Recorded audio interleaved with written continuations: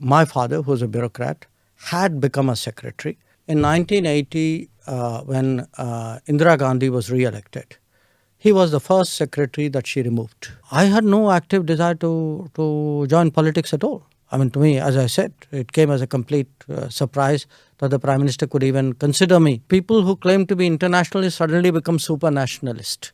You know, beware of such people. And I ask people, if we were being accommodative, who sent the Indian army to the LAC? Rahul Gandhi didn't send them. Narendra Modi sent them. China is an exception.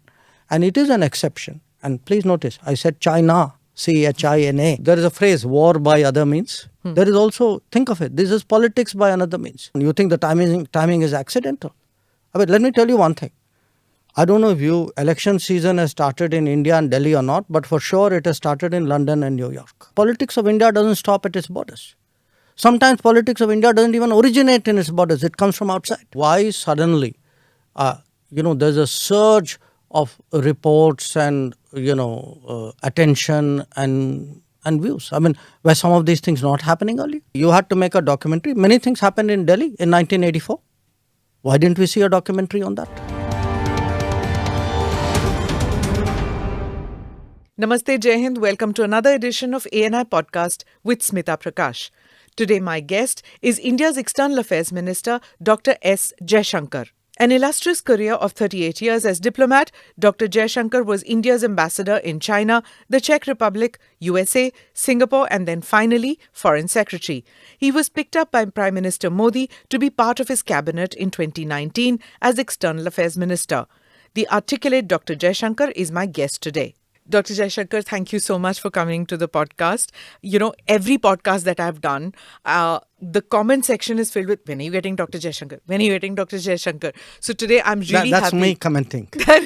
Okay. I don't believe one word of that. So now I'm so glad and my team is thrilled that you're here with us today. And Seriously, pleasure to be here. Thank you. So I am going to get into the macro issues of policy matters and India's neighborhood and all in the second half of the podcast. Okay. The first half is basically a curation of all that I've been seeing on the comments section where people said, please ask Dr. Jaishankar this. So the question which most people had was that how did the transition take place from, being a bureaucrat, a career diplomat, to becoming a politician, joining Mr. Modi's cabinet? Mm-hmm. How did you make that transition? What tools did you employ? Well, I didn't make the transition. It happened. Mm-hmm. I mean, it happened because, as you know, I come from a bureaucratic family. We don't have anybody remotely in the family who's entered politics in any party at any time. It had not crossed my mind. I don't think it had crossed the mind of anybody else in my circle. And then, lo and behold, what happened in May of 2019 happened. Now, once I entered, I must say, in all honesty, I myself was very unsure. I mean, I had watched politicians all my life. One of the things you get to do in the Foreign Service, by the way, is you actually, perhaps much more than other services, you see politicians up close because you see them abroad. You're kind of working with them closely. You're counseling them. So it's one thing to watch, but to actually join politics, to become a cabinet member, to stand for Rajya, because, when I was selected, I was not even a member of parliament. So each of this kind of happened one by one. I slid into it, sometimes without knowing it. You learnt by watching others. That's something, we say sometimes you go to any foreign environment, you kind of, you pick up by. So for me, this wasn't a foreign environment, but it was a different environment. So, you looked at others, more senior people, more experienced people in the cabinet, in the party, in other parties. I mean, I even today, just say, watch me in parliament. I do follow a lot. I look very carefully at what people are doing, both in my own party and other parties. I think there's a lot to learn from everybody. So you get into it step by step. Sometimes you surprise yourself. there is a learning curve. I'd be honest with you out there. There are times when you are a bit hesitant or a bit even nervous. But then, you do it once, you do it twice, you slowly grow over it. So, to stand up there, to reason with people, to make a speech, even sometimes, because in bureaucracy, until really the Prime Minister, that is 2014, Prime Minister Modi's comment, mostly people were used to speaking in English. So there was a language bit, there was a subject bit, there was a environment bit. There's a different culture also. But as your skills as a diplomat, I guess it would have equipped you to win friends over easily, isn't it? I don't think it's so much a question of winning friends. I mean, yes, it does help when you're a diplomat. You in a sense are almost trained, I would say, to get along, to get the most out of situations. Some of it is also different people are made different ways.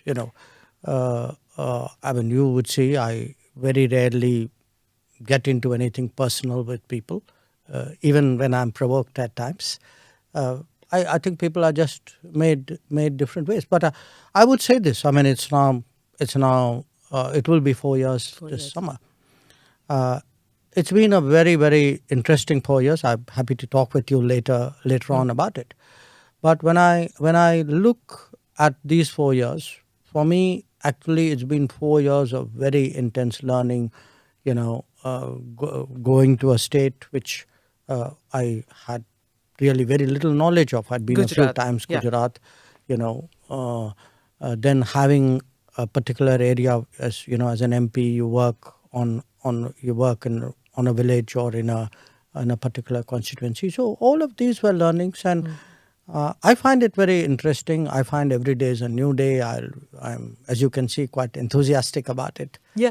When Mr. Modi picked you to be part of his cabinet and such an important portfolio, everybody thought that, you'd be like a technocrat or somebody, like, you bring domain expertise and you'll kind of restrict your karma into that region. Mm-hmm. But then one saw, you evolved. You became like any BJP karyakarta, like any BJP worker. You're part of the party. You take the party line. You go to all states, not just Gujarat. You're going to Karnataka. You go to Tamil Nadu. I've seen you going everywhere. And speaking about the party, it's become part of your the political part has also become part of your making now. For me, it's interesting. That's how it seems to you. But look, this government, this cabinet is very much a team cabinet. Okay.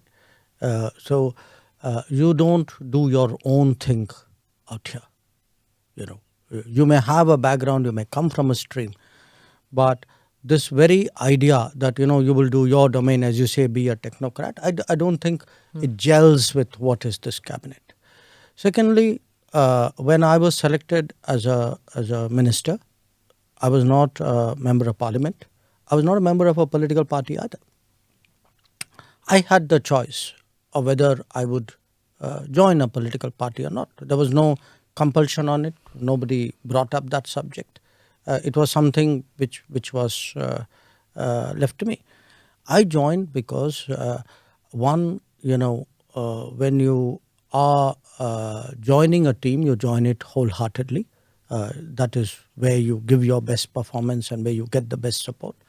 And secondly, I really reflected on what is the meaning of actually joining a political party. It's not a decision I took lightly. And as someone who's studied and analyzed politics all their life, it was something for me of great importance.